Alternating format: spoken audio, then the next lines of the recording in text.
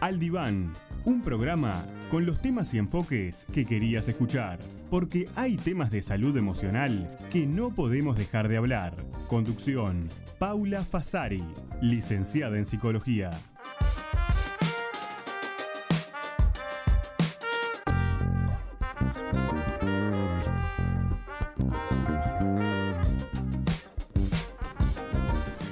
Hola, bienvenidos, ¿cómo les va? Buenas tardes, bienvenidos al Diván, bienvenidos en este encuentro, en este sábado tan lindo, tan especial, en el que vamos a volver a compartir, como hacemos cada semana, temas sobre educación emocional y donde vamos a también comprender y trabajar un poco acerca de aquellas cosas que nos hacen desde nuestra psicología.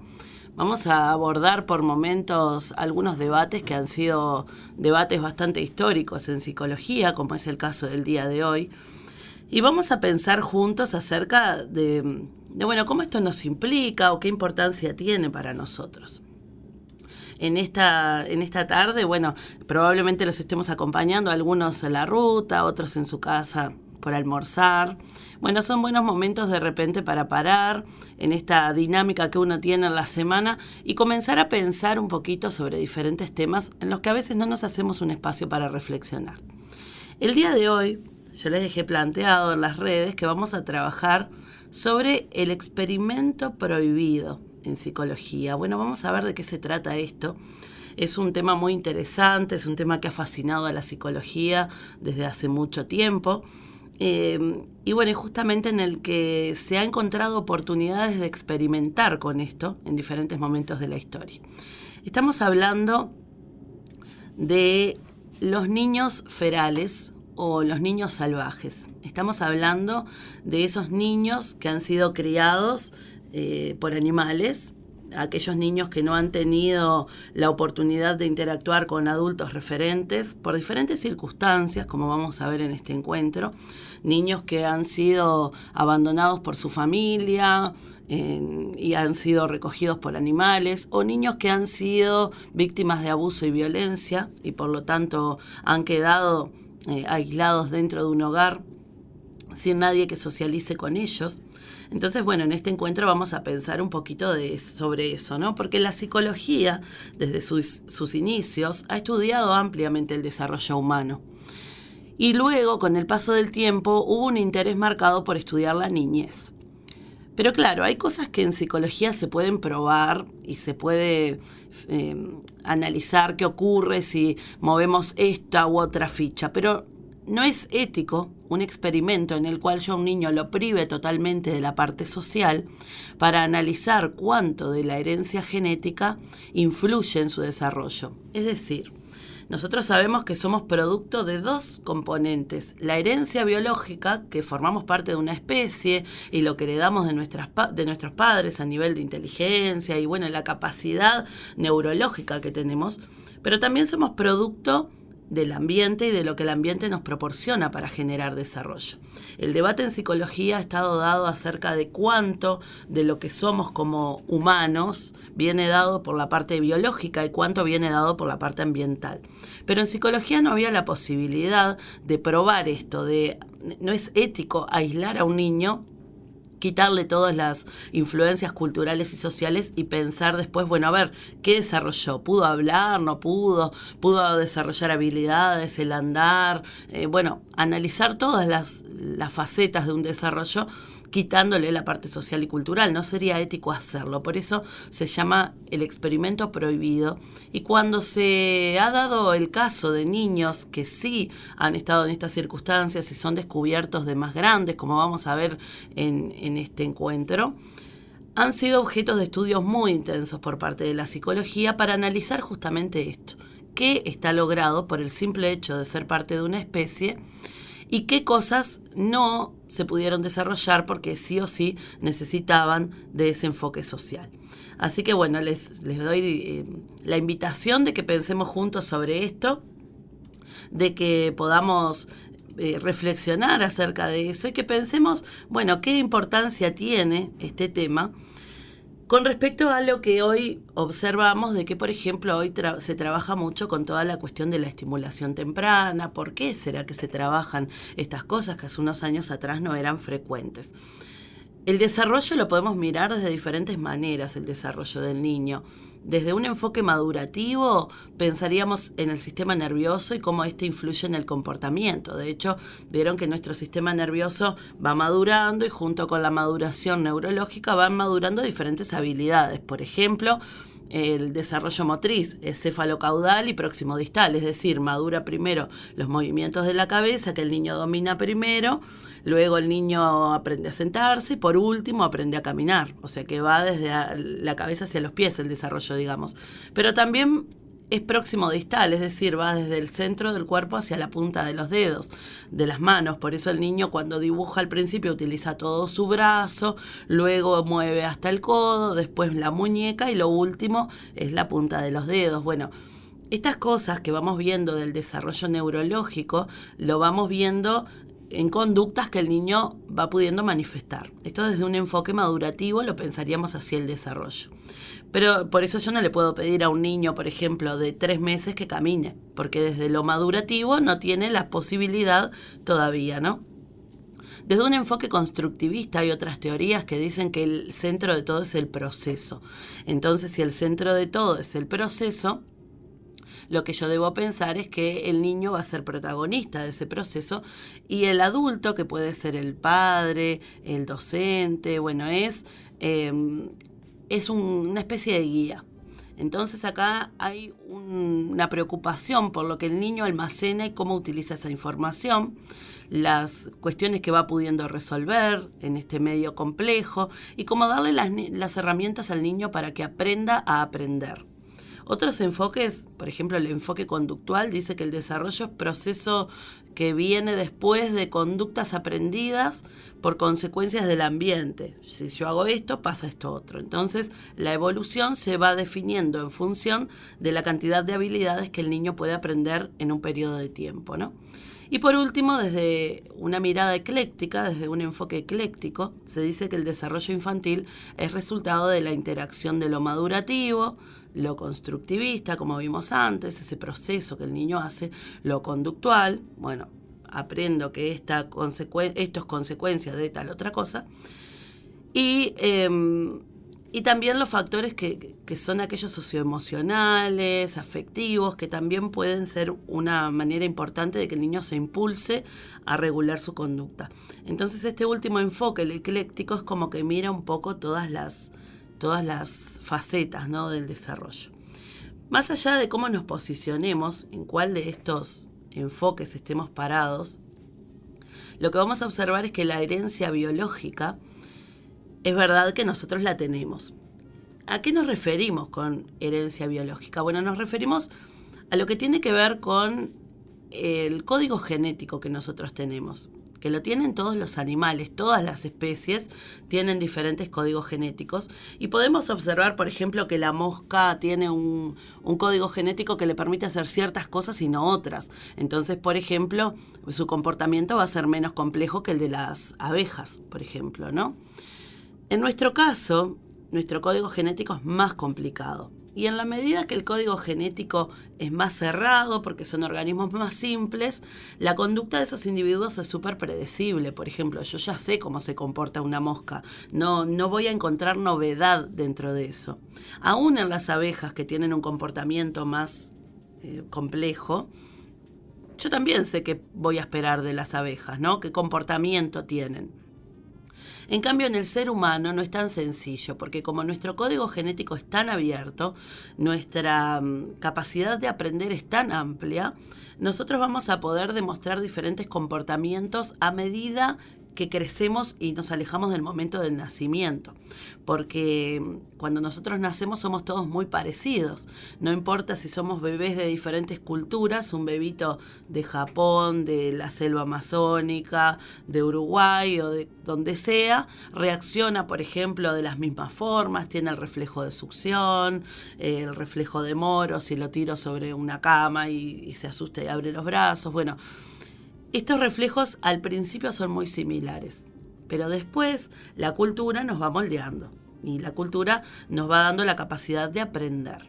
Es decir, que el ser humano tiene esta capacidad de aprendizaje, tiene esta capacidad de ampliar sus posibilidades de desarrollo, apertura, que tiene una apertura mayor que otras especies, ¿no?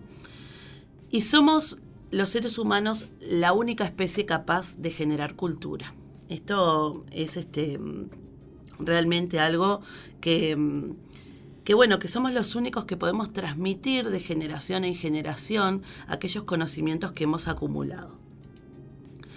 Entonces, pensándolo de esta manera, podemos decir que el comportamiento y el desarrollo de los seres humanos entonces tiene un componente de lo genético, de las posibilidades de aprendizaje, pero tiene mucho que ver con el marco social y cultural, que es acumulativo, como decíamos también, ¿no?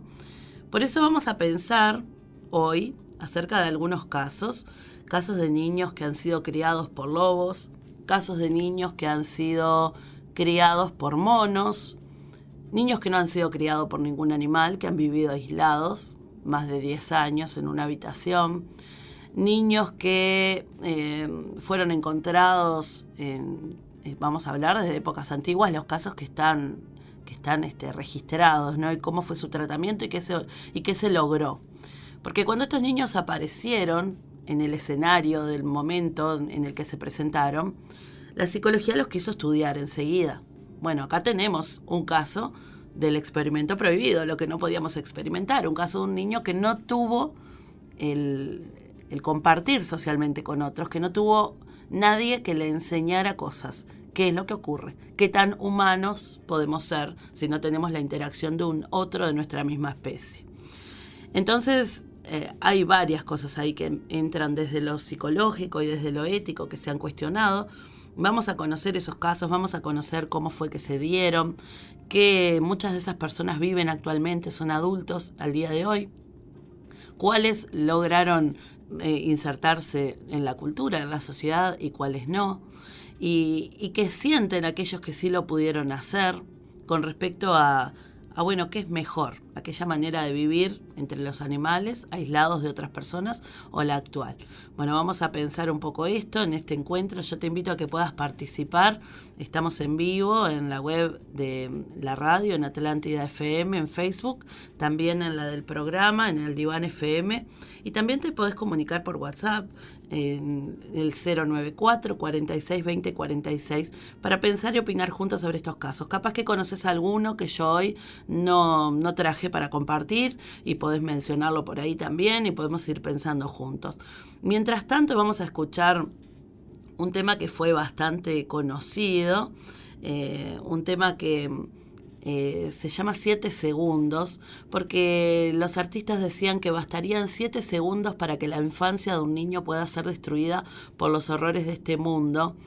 Este tema hace referencia a esos 7 primeros segundos positivos de la vida de un niño cuando todavía desconoce los problemas y la violencia globales, decían los artistas. Nene Cherry le preguntaron sobre el significado de la canción y explicaba esto. En los 90 fue un himno que este dúo versionó en 3 idiomas y que se convirtió en un símbolo contra algunos temas como la discriminación, el racismo o todos los problemas que se sufren desde la niñez. Vamos a escucharlo y después nos reencontramos. Bueno, y con este tema entonces, pensando en esto, ¿no? En la necesidad de la protección de la niñez, pero no ha sido el caso de los niños que vamos a trabajar el día de hoy, no ha sido el caso de estos niños ferales o niños salvajes sobre los que vamos a comentar.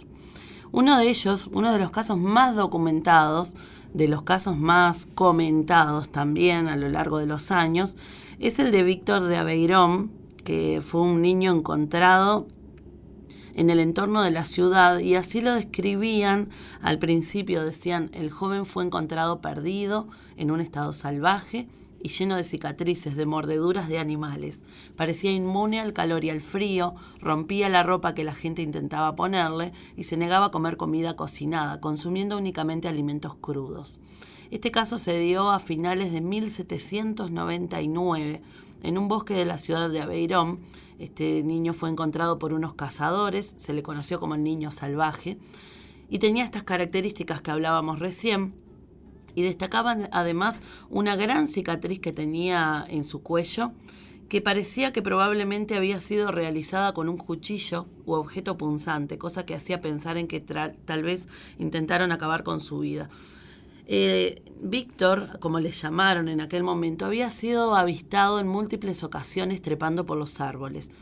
Había sido visto corriendo en 4 patas, bebía agua de arroyos, comía bellotas, raíces, hasta que finalmente lo pudieron capturar, y durante el invierno ocurrió porque él se acercó a las granjas para buscar comida. En aquel momento los doctores de la época, quienes la psicología estaba recién en pañales, digamos, ¿no?, pensaron que sufría de retraso mental, porque él no entendía ni respondía al lenguaje, y fue adoptado por un maestro llamado Itard, su apellido era Itard, que consideró que el niño solo tenía un déficit de desarrollo del lenguaje por el extenso periodo en el que había estado en soledad. Entonces se le comienza a dar presupuesto a Itard para que él haga pruebas con el niño, y también se le paga a la señora Guerin, que se encargaba del cuidado del niño, y entre los dos lo que hacían era buscar que este niño empezara a desarrollarse, ¿no? Empezaron a tratar de enseñarle el lenguaje, la conducta moral, las normas sociales. Y bueno, dedicaron largos años a esta tarea. Su trabajo fue sumamente documentado y Itard documentó todo lo que hacía con el niño. Y fue tal el impacto de esas terapias, esos abordajes que hacía con el niño, que fueron estos experimentos, digamos, en cierta manera, que Itard hacía, la base de lo que es la metodología educativa Montessori hoy en día. Sin embargo, con Víctor no se obtuvieron grandes éxitos y el intento de educación al final se abandonó. Quedó el niño bajo la tutela de la señora Guerin, que se ocupó de cuidarlo, y al final Víctor murió a los 40 años de edad todavía bajo el cuidado de esta señora, comportándose como un niño muy pequeño. Ahí comienza a hablarse seriamente, porque había habido un caso antes que el de Víctor, después lo vamos a ver, pero aquí comienza a hablarse seriamente por primera vez acerca de los niños salvajes. Comienza a hablarse por primera vez acerca de ¿qué pasa con niños como Víctor, que han permanecido aislados de la sociedad, con niños que han estado mucho tiempo a su vez separados de un adulto referente, ¿no? Porque, claro, este impacto es también producto de muchos años a la distancia, solos, en un entorno donde no pudieron interactuar con otras personas, ¿no? Y esto puede haber sido, en los diferentes casos se ha visto que algunos ocurrió por abandono, otros porque los confinaron o los retuvieron por padres con situaciones de abuso, ¿no? Y bueno, y lo que sí se ve como un punto en común en estos niños es que tienen graves alteraciones, tanto en los aspectos conductuales como en los cognitivos. La falta de conocimientos y de habilidades que le permitan una vida en sociedad y en comunidad son tan graves que pocas veces es difícil volver hacia atrás. Pensemos también que es muy importante el momento en que comienza esta exposición a la soledad, porque no es lo mismo un niño que es dejado al abandono a sus 5 años, si socializó hasta los 5 años, o a los 9 años, si socializó hasta los 9, que alguien que desde bebé, desde el momento de su nacimiento, está solo. En el caso de estos niños salvajes, como decíamos, algunos pueden haber sobrevivido a entornos muy hostiles, siendo cuidados por especies de animales, como fue el caso de Víctor. Y niños a veces que no han tenido esto, que han estado solos, maltratados o confinados gran parte de su vida. Y una de las consecuencias que se observan usualmente en estos niños es la falta de lenguaje. Otros casos de niños salvajes conocidos hubo también a lo largo del tiempo. 2 muy conocidas fueron Amala y Macala, las niñas lobo de la India. Estas niñas muy pequeñitas, se cree que esta es la historia de ellos, ¿no? Niñas que habían salido en un viaje con sus padres en una avioneta con un piloto, y la avioneta se estrella, fallecen todos los adultos y quedan ellas. Una de las niñas tenía creo que unos meses, y la otra muy poquitos años, 2 o 3.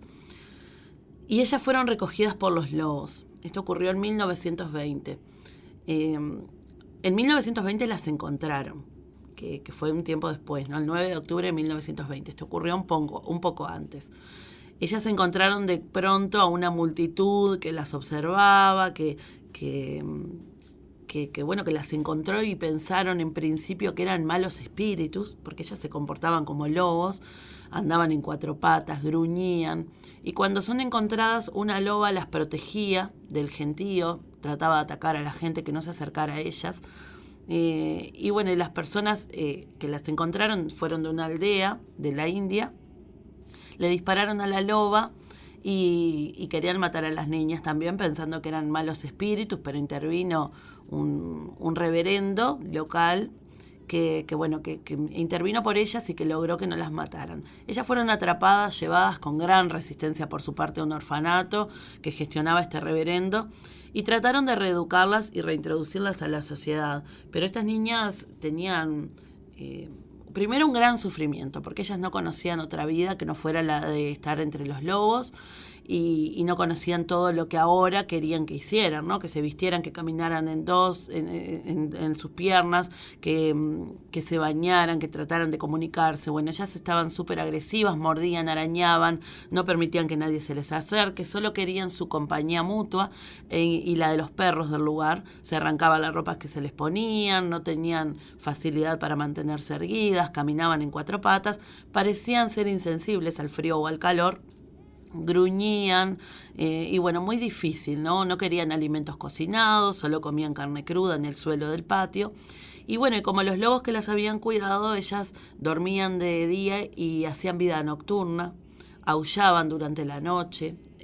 Los estudios del momento decían que parecían tener un olfato y una visión nocturna más desarrollada de lo normal.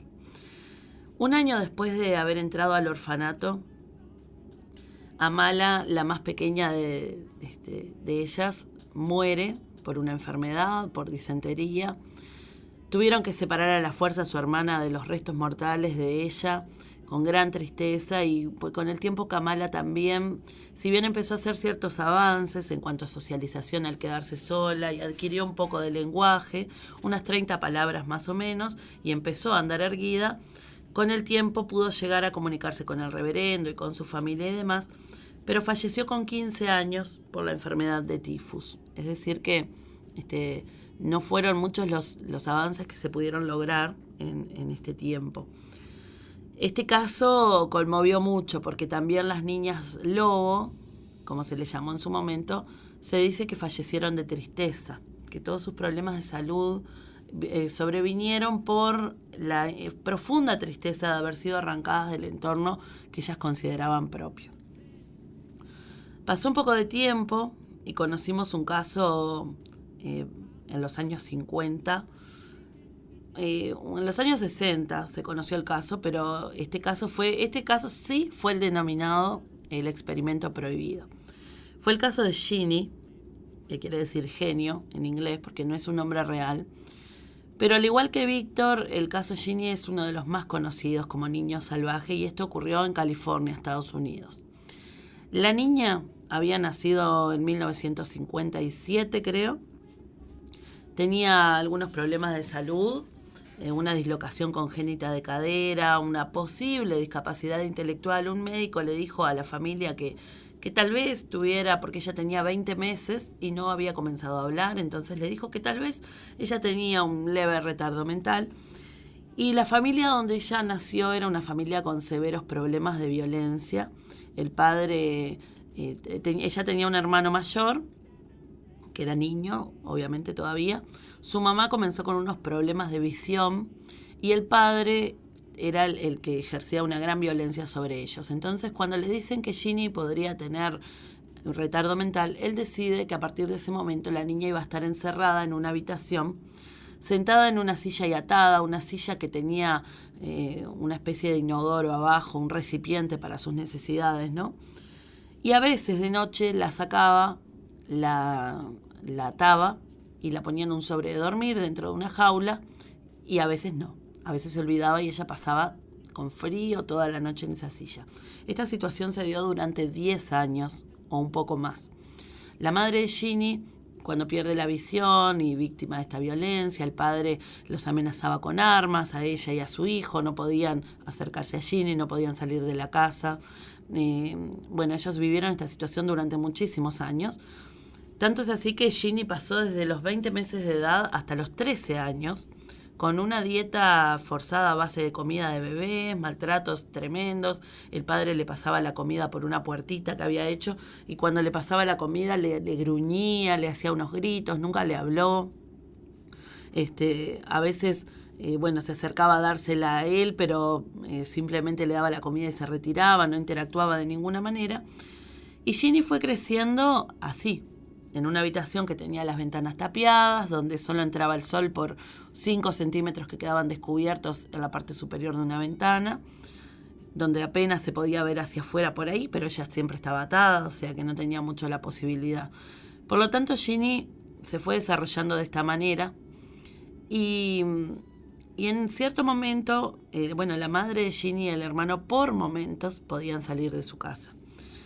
Y una vez la madre logra escaparse con ella y con su hermano, consigue escapar, pasa unas semanas dando vueltas, pero después acude a una oficina de bienestar y posteriormente se denuncia allí lo que estaba ocurriendo. Imagínense cómo sería la situación que cuando llega la mamá con Ginny a denunciar, el asistente social que las atiende piensa que Ginny tenía 7 años de edad, cuando ella tenía 13. Y la ve como una niña con autismo o algo así, ¿no? Su desarrollo físico, evidentemente, era muy, muy deplorable, ¿no? Ella la policía toma custodia de la niña, se empieza a investigar como un caso muy grave de negligencia y de abuso. Y la niña tenía unas consecuencias enormes de ese confinamiento que había sufrido. Por ejemplo, no hablaba nada, estaba malnutrida, tenía dificultades conductuales, por ejemplo, tenía una masturbación compulsiva en cualquier entorno, en cualquier lugar. Ella no entendía las cuestiones sociales, no las había podido aprender de ningún lugar, ¿no? Y ella pasó, al igual que pasó con Víctor en su momento, o con las hermanas Amala y Kamala, las hermanas Lobos, Ginny pasó a ser tratada por un conjunto de médicos, de lingüistas, de psicólogos, para reeducarla y para integrarla a la sociedad. Pero además, en esta época la psicología se frotó las manos porque dijo, llegó el experimento, llegó lo que podemos estudiar, cuáles son las consecuencias de aislar a un niño socialmente. Entonces, también para Ginny fue muy difícil porque ella de pronto se vio envuelta en esta situación de análisis médico continuo de su situación para ver qué evolución mostraba y ella logró evolución. Es verdad que ella ha logrado una buena evolución, pudo crear frases, relacionar palabras, aún con una estructura oracional incorrecta. La intervención tuvo cierto éxito, pero lo que ocurrió también es que los progresos no eran suficientes porque había mucha cuestión emocional detrás. La Asociación de Salud Mental de Estados Unidos fue la que fue financiando la intervención que se hacía con Ginny. Entonces se le pagó a una doctora en un principio para que ella como que la tuviera personalmente y hubo grandes presiones y grandes problemas porque esta doctora quería aislar a Ginny del resto de los especialistas que la querían estudiar. Entonces se la acusó de cierto egoísmo, hubo como unas tiranteses ahí. Esta doctora la quiso adoptar a Ginny, pero se le negó. Y le entregaron a Ginny a otra pareja de médicos que la comenzó a tratar y con quienes ella más avances registró. Al cabo de un tiempo de estar con ellos, vuelven estos problemas de que los demás no podían estudiar a Ginny. Se les retira el apoyo económico a esta pareja y Ginny comienza a pasar se la entregan a su madre. Le dicen que su madre que la tenga ahora. Pero la madre la tiene un tiempo y dice que no es capaz de cuidarla y la entrega en adopción. Así Ginny pasa por 6 familias diferentes donde sufrió maltratos enormes, donde tuvo regresiones a su estado anterior, dejó de hablar de nuevo. Por ejemplo, en una de las casas ella vomitó porque se sintió mal y le pegaron tanto que después Ginny tuvo miedo de abrir la boca y por lo tanto no quería hablar más, no quería abrir la boca para nada. Bueno, Ginny transitó por cosas muy complicadas. Ella vive, se presume que vive al día de hoy, que tendría en el entorno de unos... Sí, 90 no, ella es del 50, del 57, es bastante más joven, tiene en el entorno de los 70, por ahí. Y bueno, que vive en una institución de cuidados para adultos, no hay mucha información sobre ella, se buscó... Por este bombardeo de personas tratando de estudiar su caso, se buscó que nadie supiera dónde ella estaba, para que no la sigan estudiando y que pueda tener una vida lo más digna posible. Una persona contrató a un investigador privado hace unos pocos años y es quien da esta información que trasciende de que ella vive en una institución para cuidados de adultos. Y bueno, desde el caso de Ginny ha sido ampliamente estudiado y ampliamente comentado. Aparecen también otros casos. Por ejemplo, Natalia Mikhailova, que salió a la luz en 2009, en una niña siberiana que ni bien nació fue rechazada por sus padres. Es muy triste el caso de Natalia porque a ella la pusieron a vivir en una azotea con los perros y ella vivió allí 2 años. Y en esos 2 años nunca le hablaron, no le dieron de comer nada especial diferente a los perros, no tuvo contacto con otros humanos ni con el mundo exterior, fue tratada como un perro más. Y Natalia, dejó de hablar, empezó a ladrar, a beber agua con la lengua, a caminar en 4 patas. Los padres le negaron un cariño que ella encontró en los perros. Y el lugar donde ella estaba no tenía calefacción, agua ni baño. Y al encontrarla, Natalia no podía hablar. Y siempre estaba como orientada hacia la puerta, expectante a que sus cuidadores volvieran y le trajeran comida. Se comportaba igual que un perro. Y en la actualidad, Natalia vive en un centro de rehabilitación social. Hay un montón de casos así. Tenemos muchos casos de este tipo, donde los niños han sufrido estos abusos, han sufrido este maltrato por parte de los adultos, o donde han sido simplemente abandonados por su familia, como fue en el caso de Natalia, con padres jóvenes, ¿no? Los padres de Natalia tenían 25 años más o menos. Y bueno, y también ha pasado que en muchas situaciones los vecinos, aún conociendo estas situaciones, no las han denunciado. Es el caso, por ejemplo, de la que fue llamada la Niña Pollo de Portugal, así se le pusieron los periódicos más bizarros en aquel momento, María Isabel Quaresma dos Santos, una niña que fue encontrada a los 9 años de edad encerrada en un gallinero en Portugal. Ella nació el 6 de julio de 1970. Era una familia muy grande. María Isabel no creció junto a sus 3 hermanos mayores. Su madre Idalina, que tenía graves trastornos mentales, no la consideraba parte de la familia y la encerró a los pocos meses de nacer en un gallinero, donde ella pasó prácticamente toda su infancia. Lo que llama la atención de este caso, lo que resulta llamativo, es el hecho de que los vecinos tenían conocimiento de que la niña vivía de esta forma. Esta era una zona aislada, rural, se llama Tabua, la zona, de pocos habitantes que trabajan en el campo y donde lo que predominaba ahí era que no había que inmiscuirse en los asuntos de los vecinos. Y por eso, pese a que todos conocían el caso de esta niña, nadie lo denunció, nadie hizo nada por remediarlo, muy serio, ¿no? Pero sin embargo, ella permaneció allí desde que nació prácticamente. En 1980, cuando ella ya estaba para cumplir sus 10 años, el caso saltó a los medios y hubo una mujer, María Joao de Oliveira, que trabajaba como radióloga en un hospital de Torres Vedras, que decidió tomar cartas en el asunto a través de unas religiosas y de los servicios sociales.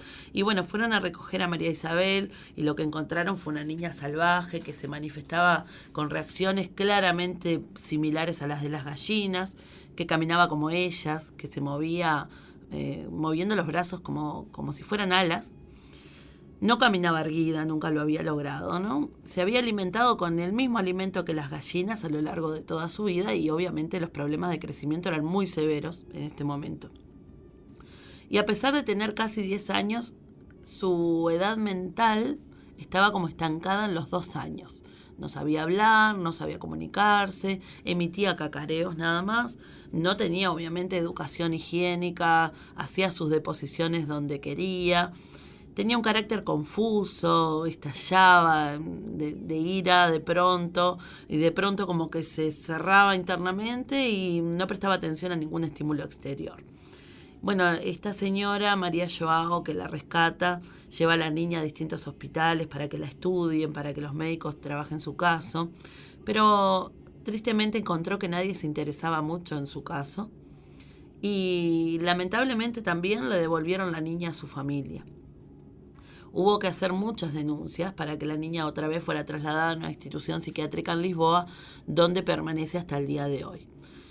El problema es que los años creciendo allí entre las gallinas, sin estímulos, hicieron que su capacidad mental no tuviera mucho éxito a las diferentes terapias. Y así ella continuó estancada hasta el día de hoy en una edad mental como si tuviera 2 años. Ha aprendido a caminar erguida y ha mostrado reacciones básicas como amor o miedo, pero no se ha logrado mucho más. Vamos a hacer una breve pausa para que ustedes puedan pasar por las redes. Vean allí en Facebook, en el Facebook de la radio y en el Facebook del programa Atlántida FM y Aldiván FM, que les he dejado la producción de una artista que tomó fotografías emulando estos 14 casos como estos, que son de niños salvajes. Entonces ella recreó las escenas de estos niños criados en diferentes circunstancias y yo se las puse allí para que los puedan leer la historia de cada uno y que puedan conocer más sobre el tema. Los invito a pasar por ahí y verlo, también a comunicarse con nosotros a través de WhatsApp 094 46 20 46. Mientras vamos a escuchar una canción de un niño que también sufre este abuso por parte de su familia, un tema muy conocido también de 1987, la historia de Luca, que nos canta Susan Vega. Vamos a escucharlo.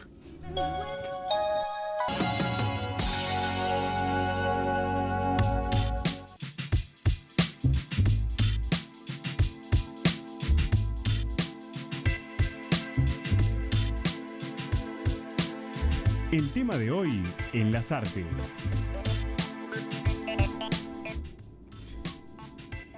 Bueno, y para pensar acerca de este tema, vamos a seguir en temas reales, en historias reales.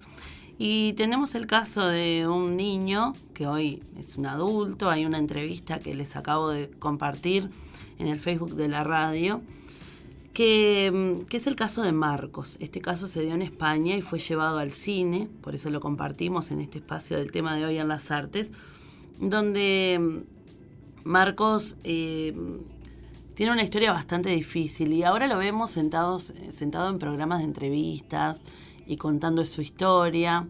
Ustedes lo van a ver en esa entrevista que yo les compartí, donde cuenta acerca de lo que tuvo que vivir y lo que ocurrió. Él se llama Marcos Rodríguez Pantoja, nació en un pueblito de Andalucía en 1946, en la España de la posguerra, donde pasó penalidades y hambre con sus hermanos y con sus padres, ¿no? Su madre falleció en cierto momento y su padre Melchor se casó con otra mujer. Y en ese momento entrega a sus hijos mayores a unos primos y se traslada al campo con su nueva esposa y con el pequeño Marcos. Pero en aquel momento Marcos tenía 7 años de edad. Acá ya podemos ir pensando por qué Marcos hoy, a pesar de haber sido un niño que también vivió como un niño salvaje, por qué Marcos hoy puede estar sentado dando una entrevista en la televisión, porque hasta sus 7 años estuvo con otras personas, ¿no? Pero él recibía muchos maltratos, no tuvo los cuidados adecuados y se lo obligaba a cuidar cerdos en una granja, como que se lo explotó en esta época. En 1953 él cuenta que la situación fue tan difícil que su padre se vio obligado a vender a Marcos a un viejo pastor para que lo ayude a cuidar al rebaño de cabras. Y era un hombre muy como grotesco, de modales feos, apenas hablaba. Para comer cazaba un conejo y lo desollaba, lo partía en dos, le daba la mitad a Marcos y lo hacía comer crudo. Bueno, la cuestión es que Marcos cuenta un poco en esa entrevista esa historia, ¿no? Y en cierto momento pasa a manos de un anciano Quedan solos los dos en un lugar muy, muy, muy apartado. Pero llega un momento en el que el anciano enferma y muere. Y Marcos allí queda solo. Él cuenta en esa entrevista que el anciano le dice: no dejes que se te apague el fuego, y le da una especie de talismán para la buena suerte. Bueno, la cuestión es que él allí quedó solo en la choza, pero al poco tiempo se trasladó a una cueva donde se sentía más protegido. Estamos hablando que tenía 7 años, ¿no? Y empezó a cazar de una forma un tanto peculiar. Se subía a los ciervos, los golpeaba con un palo, los mataba y después se abrigaba con su piel y comía su carne. Los lobos empezaron a acercarse, pero dice Marcos, cuenta ahora que los lobos lo observaban, pero como sabían que él no se metía con sus asuntos, no lo atacaban. Y un día, en su soledad, él cuenta que pasó por una lobera, por una madriguera, ve a los lobitos, los padres no estaban, entra a jugar con ellos y en eso llegan los padres con alimento y Marcos cree que es el momento de morirse, ¿no? Porque estaba allí con las crías. Pero para su sorpresa, los lobos le comparten el alimento. Él cuenta en esa entrevista, mírenla si tienen ocasión, él cuenta cómo la loba lo mira fijamente, le acerca alimento, le hace sentir a gusto, y cómo ellos conectan de esa forma, donde él comenzó a formar parte de la manada y donde los lobos también lo seguían. Él salía a cazar con ellos. Él incluso muestra en esa entrevista cómo él, los llamados que él hace con los lobos, ¿no? Y lo que significaban. Él muestra esos ruidos. También él se sabía comunicar con perdices, con águilas. Y bueno, y él cuenta que siempre que él estaba llorando o lo que fuera, ellos lo animaban. Pasó 12 años en esa situación, Marcos, hasta que un día es encontrado por la Guardia Civil con el cabello largo por la cintura, con pieles de venado, su piel súper quemada por el sol, con cicatrices, sus pies con callos. Sabía apenas un puñado de palabras, había dejado de hablar prácticamente, no lo necesitaba, ¿no? Y cuando empezó a hablar más, él repetía: yo con gusto volvería, yo con gusto volvería. Y de hecho en la entrevista que les dejé allí, él sigue diciendo hasta el día de hoy que era mejor vida vivir con los lobos que vivir con las personas, porque las personas se matan, los animales solo matan por comida, bueno, ese tipo de cosas, ¿no? Él no entendía cuando se reintegró a la sociedad de que la comida podía encontrarse en muchos sitios, como en un bar, y que había que pagar por eso. Tuvo muchos conflictos por eso, ¿no? Hasta el día de hoy él está integrado a la sociedad, encontró trabajo. Algunas personas se aprovecharon de él a causa de su inexperiencia en el mundo, digamos. Él solo pierde el control cuando ve que maltratan a un animal. Y bueno, y su vida fue llevada al cine en 2010 por Gerardo Olivares en una película que se llama Entre Lobos, donde se interpreta, Juan José Ballesta interpreta a este hombre, y él mismo aparece interpretándose de mayor. Y bueno, nunca Marcos dejó de anhelar esta vida salvaje, y con frecuencia él dice: esta vida es más mala que aquella, pero mucho más mala que aquella. Así que bueno, los invito a pasar a ver esta entrevista y ver la película también, Entre Lobos, de 2010. Esto fue el tema de hoy en las artes.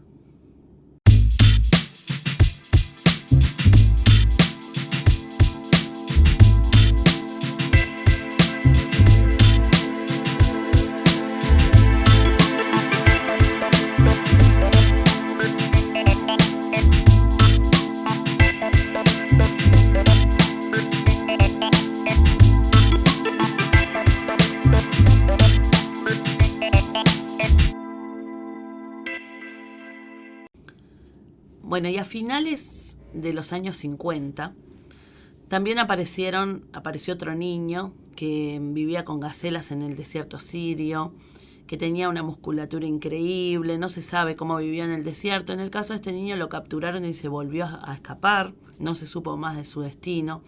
En 2014 las autoridades anunciaron que habían capturado a un niño orangután, que había vivido con los monos. Hay muchos casos así.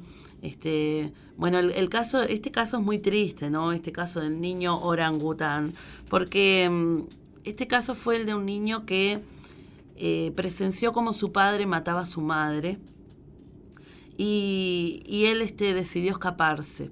Y bueno, se escapó y tenía 4 años de edad, Él estaba en un pueblo de Uganda, ve cómo su padre asesina a su madre, aterrorizado y temiendo por su vida huye a la selva y fue criado por una tropa de monos. Y lo encontraron años después, junto a estos monos, donde lo defendían, no querían que se lo llevaran porque lo veían como uno de los suyos. Pero bueno, John, como se llamaba él, ¿no? Fue reintegrado a la sociedad, hoy forma parte de un coro, tiene una muy bella voz y canta junto a niños de África. Es decir, que algunos con éxito lo han podido hacer. Si pensamos en estos casos para ir haciendo una síntesis de lo que hemos conversado, podemos decir entonces que el componente biológico es importante, nos da la posibilidad de aprender, pero que no es determinante en lo que va a significar nuestro desarrollo, porque si no tenemos de esa interacción social, si no tenemos de ese alguien que nos guía, que nos transmite la cultura, no lo vamos a poder hacer. Vygotsky, un referente de la psicología infantil, hablaba de la línea natural del desarrollo, aquellas cosas que podemos esperar que ocurran por el calendario evolutivo de la especie humana, lo que tiene que pasar a ciertas edades. Pero hablaba también de la línea social y línea social y cultural del desarrollo, que utiliza esos cambios evolutivos propios de la maduración, pero que ese niño necesita integrarse como miembro de la especie en una cultura donde se le vaya transmitiendo todos estos símbolos que utilizamos, por ejemplo el lenguaje, el desarrollo de procesos psicológicos superiores para poder aprender y para poder desarrollarse. La interacción con otros seres humanos está comprobada de que es fundamental. Que si yo a un niño lo pongo en una cuna mirando un techo durante un año y no interactúo con él, si ese niño tiene un coeficiente intelectual normal y podría desarrollarse normalmente, si yo no lo estimulo, va a crecer como un niño con retardo mental. Y las consecuencias no siempre van a ser reversibles. Los primeros 5 años de vida son cruciales en el desarrollo de los niños, son las etapas donde se adquieren la mayor parte de las habilidades que vamos a desarrollar a lo largo de nuestra vida. Y las relaciones interpersonales, las relaciones con otros adultos, mediadores, en principio la familia, luego los maestros y otras personas del entorno, hace que los procesos psicológicos se desarrollen. El ser humano necesita de la interacción con los demás. Y hay algunos autores como Brunner, que hablaba del andamiaje. Bueno, vamos ayudando a construir a los niños, ponemos un andamio y los vamos ayudando a construir su desarrollo y su aprendizaje. Pero llega un momento en el que yo retiro el andamio, como cuando estoy haciendo una pared, y la construcción queda por sí sola. Pero ese proceso debe ser acompañado. Y si no se acompaña, es difícil y no se puede construir. Al final de esta construcción no tendría que quedar evidencia de que hubo un andamio. Pero para eso tiene que haber un apoyo importante, un apoyo positivo. La educación hoy por hoy trata de seguir estas pautas, trata de poder generar mayor desarrollo en los niños. El niño trae un caudal cultural de su casa, de su familia. La escuela la va a seguir construyendo, va a seguir aportando a esto.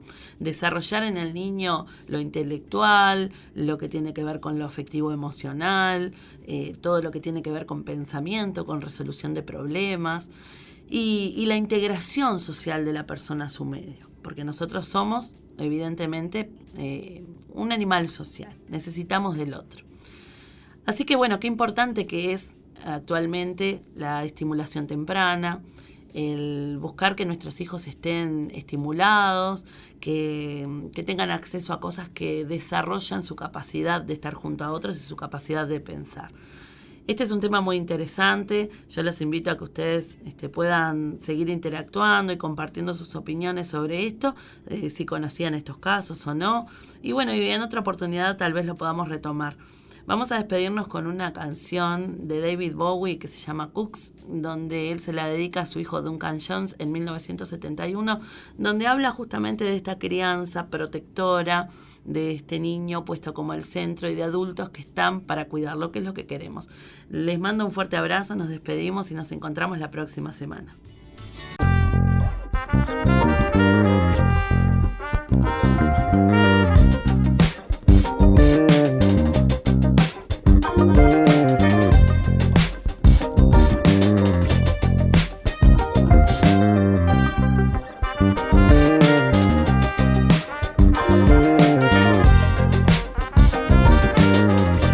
Aquí finaliza una nueva edición de Al Diván, un espacio con los temas y enfoques que querías escuchar, porque hay temas de salud emocional que no podemos dejar de hablar.